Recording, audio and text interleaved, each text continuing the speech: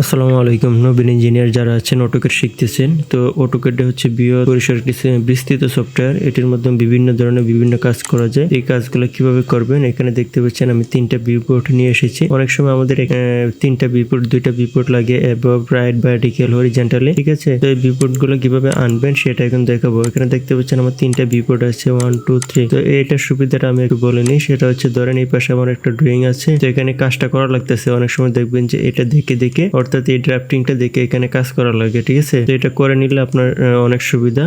তো এটা যদি আপনার জানা থাকে ইজিলি আপনি করতে পারবেন। তো আমি অটোক্যাড 2026 ইউজ করতেছি। এটার মাধ্যমে এটা কিভাবে আনবেন, জাস্ট এখানে আপনারা দেখতে হবে এই যে প্লাস বাটনটা আছে, অর্থাৎ মেইন যে আপনার ওয়ার্ক স্পেসটা আছে সেটা আপনাকে বের করে নিতে হবে। তো এখানে যে প্লাস বাটনে ক্লিক করার পর হচ্ছে ভিউপোর্ট থেকে এখানে দেখেন সিঙ্গেল, ভার্টিক্যাল, 2 এরকম বিভিন্ন সাইজের আছে। আমি যে 4 এ দিয়ে 4টা ইকুয়ালি হয়ে গেছে, দেখতে পাচ্ছেন 4টা ইকুয়ালি হয়ে গেছে। আমার ধরেন যে এখানে 4টা ড্রয়িং আমি নিয়ে আসতে পারবো, অর্থাৎ যে কোনো ড্রয়িং এ আমি ধরেন যে এটা কপি করে কপি করলাম কন্ট্রোল সি দিয়ে এটার মধ্যে নিয়ে আসলাম, ঠিক আছে। বিভিন্ন নিয়ে আসার পর কিন্তু আপনি ইজিলি কাজ করতে পারতেছেন। ধরেন আমার এটা দেখে এই জায়গায় আর একটা নতুন কাজ করব, তো এটা এখানে কি করব, এখানে আমি আবার একটা ড্রয়িং করতে পারবো, ঠিক আছে। আমি এটা একটা সিস্টেম দেখে দিলাম। আর একটা সিস্টেম হচ্ছে এখানে আমি সিঙ্গেল যদি নিয়ে আসি ম্যাক্সিমাম ভিউপোর্টে দিলে কিন্তু আপনার মেইনটা চলে আসবে।